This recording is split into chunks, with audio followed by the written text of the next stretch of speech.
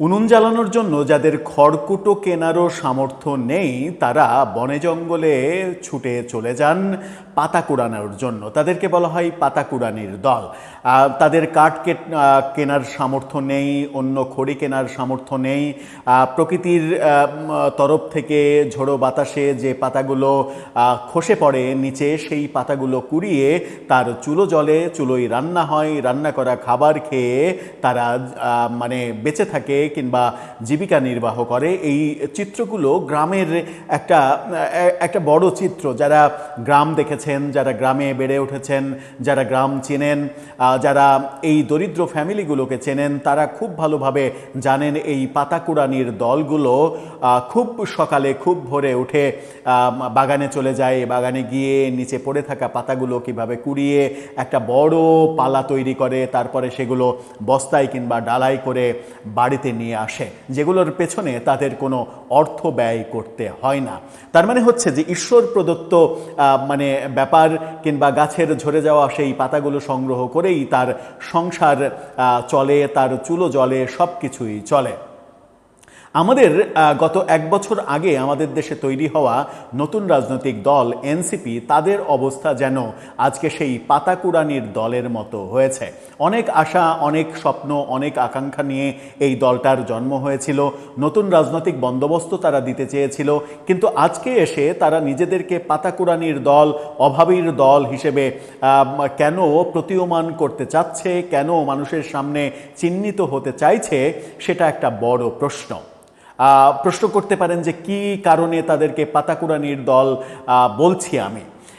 একটা বড় খবর, একটা বড় ইনভেস্টিগেশন রিপোর্ট তৈরি করেছে দৈনিক আজকের পত্রিকা। সেখানে তারা বলতে চাইছে এনসিপি এখন বড় দলের রিজেক্ট হওয়া যে নেতারা রয়েছে, বড় দলগুলো যে নেতাদের রিজেক্ট করে দিচ্ছে যে তোমাদের দলে দরকার নেই, কিংবা দলে বিভিন্নভাবে শোষিত হচ্ছে, বঞ্চিত হচ্ছে, নমিনেশন পাচ্ছে না, মূল্যায়ন পাচ্ছে না। বিশেষ করে নমিনেশন যারা পাচ্ছে না, হয়তো এক জায়গায় 5 জন 7 জন নমিনেশন পাই, চাই একজন পাই, বাকি 4 জন কিংবা 6 জন নমিনেশন পায় না।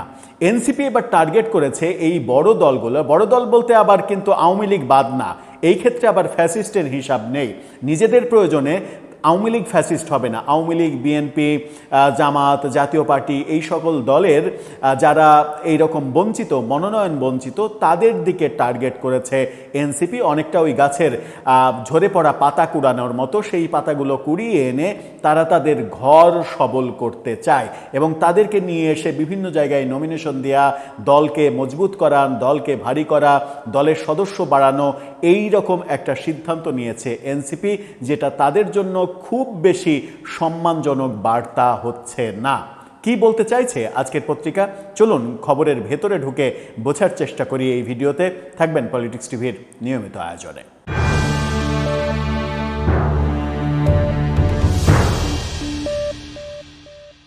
দর্শক, বলছিলাম এনসিপির বিভিন্ন দল থেকে কর্মী কুড়ানোর যে খবর আজকের পত্রিকা দিচ্ছে, সেটা তাদের জন্য অসম্মানজনক খবর।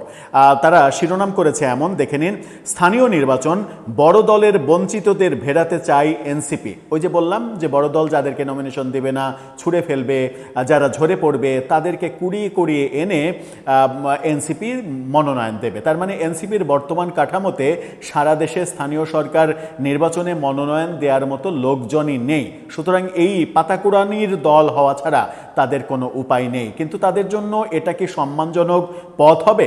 আবার এটা যদি ঘোষণা দিয়ে হয়, বিভিন্ন সময় তাদেরকে ঘোষণা দিতে দেখেছি আমরা যে অন্য দলে যারা নমিনেশন পাবেন না তারা আমার দলে আসেন, আমরা নমিনেশন দেব, এরকম বক্তব্য তাদের একেবারে প্রকাশ্যে আমরা দিতে দেখেছি, যেটা একটা রাজনৈতিক দলের জন্য খুবই অসম্মানজনক বক্তব্য।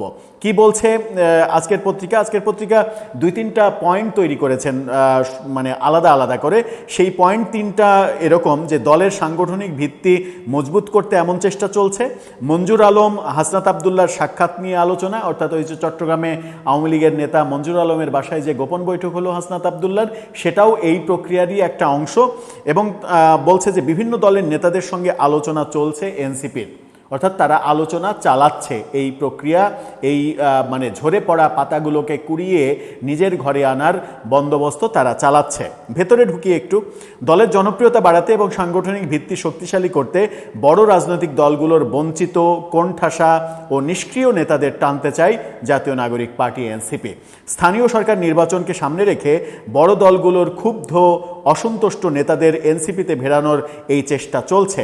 কার্যক্রম নিষিদ্ধ আওয়ামী লীগ এবং জাতীয় পার্টির নির্দোষ নেতারাও এই সুযোগ পেতে পারেন। অথচ কদিন আগেও আমরা দেখেছি জাতীয় পার্টিকে নিষিদ্ধ করতে হবে, জাতীয় পার্টিকে নিশ্চিহ্ন করতে হবে, জিএম কাদেরকে গ্রেপ্তার করতে হবে। আর আওয়ামী লীগ তো ফ্যাসিস্টই। আওয়ামী লীগের মানে কথা, মানে মুক্তিযুদ্ধের যারা কথা বলে, ৭২-এর সংবিধান রক্ষার কথা যারা বলে, তারাও আওয়ামী ফ্যাসিস্ট, আওয়ামী দোসর, এভাবেই তো তারা বলে আসছিল। কিন্তু এখন আওয়ামী লীগের বঞ্চিতরা, আওয়ামী লীগের যারা আসতে চায়, জাতীয় পার্টির বঞ্চিতরা, জাতীয় পার্টির যারা আসতে চায়, তাদেরকেও ওয়েলকাম করছে এবং তাদের সঙ্গে তারা আলোচনা চালাচ্ছে, যেটা আমরা মঞ্জুর আলমের সঙ্গে হাসনাত আবদুল্লাহর গোপন বৈঠকের মাধ্যমে পরিষ্কার হতে পেরেছি। এনসিপির বিভিন্ন সূত্র বলছে, বড় রাজনৈতিক দলগুলোতে দীর্ঘদিন ধরে কোণঠাসা, পদবঞ্চিত ও সিদ্ধান্ত গ্রহণ প্রক্রিয়ার বাইরে থাকা তৃণমূল থেকে বিভিন্ন পর্যায়ের অনেক নেতার মধ্যে ক্ষোভ এবং অসন্তোষ রয়েছে। বিভিন্ন সময়ে তারা যথার্থ মূল্যায়ন না পাওয়ার অভিযোগও রয়েছে। এই নেতাদের কেউ কেউ এনসিপিতে যোগ দিতে যোগাযোগ করছেন, আবার বিভিন্ন বড় দলের সৎ, পরিচ্ছন্ন ভাবমূর্তির অনেকের সঙ্গে এনসিপির পক্ষ থেকেও যোগাযোগ করা হচ্ছে। স্থানীয় সরকার নির্বাচন সামনে রেখে দলে ভেড়ানোর জন্য এই যোগাযোগ এবং দর কষাকষি চলছে, এটা বলছে এনসিপির উত্তরাঞ্চলীয় মুখ্য সংগঠক, স্থানীয় সরকার পরিচালনা কমিটির প্রধান সার্জিস আলম আজকের পত্রিকাকে বলেছেন, যে কোনো রাজনৈতিক দলের অনেক যোগ্য নেতা রয়েছেন যাদের বিভিন্নভাবে বঞ্চিত করা হয়। স্বজনপ্রীতি, পরিবারতন্ত্রের কারণে স্থানীয় পর্যায়ের অনেক যোগ্য নেতা কর্মী মূল্যায়ন পান না। আমরা তাদের এনসিপির পক্ষ থেকে সেই সুযোগ করে দিতে চাই। কি সুন্দর কথা, মানে আমরা পাতাগুলো কুড়িয়ে আনতে চাই। এজন্য পুরো দেশে বিভিন্ন রাজনৈতিক দলে যেসব ত্যাগী নেতাকর্মী আছেন, দল যাদের মূল্যায়ন করতে পারছে না, আমরা তাদের কাছে যাচ্ছি, তারাও অনেকে আমাদের কাছে অ্যাপ্রোচ করছেন। তাদের জন্য এনসিপির দরজা সবসময় উন্মুক্ত। জুলাই গণঅভ্যুত্থানের নেতৃত্ব দেওয়া এই তরুণদের এই দলটা যখন এই কার্যক্রম চালাচ্ছে, এবং এখানে ওই হাসনাত আবদুল্লাহর সঙ্গে মঞ্জুর আলমের যে বৈঠক, সেই বৈঠকের কথাও বলা হচ্ছে। সবথেকে মজার ব্যাপার হচ্ছে, হাসনাত এবং সার্জিসের বর্তমান বক্তব্যে এখন কিন্তু আর ওই ফ্যাসিস্ট নেই, ফ্যাসিস্টের দোসর নেই, কবর রচনা করার ব্যাপার নেই। এখন ওরা যদি আমার দলে আসতে চায় তাহলে ওরা খুব ভালো, এবং এভাবে একটা পুরো বাগানে বিভিন্ন, মানে একটা ধরেন আমের বাগান, সেখানে তো শুধু মানে একটা গাছ থাকে না, মানে সেখানে তো বিভিন্ন ধরনের গাছ থাকে, ফজলি আম থাকে, ল্যাংড়া থাকে, খেরসাপাত থাকে, মানে অনেক ধরনের, মানে লকনা থাকে, অনেক ধরনের গাছ থাকে।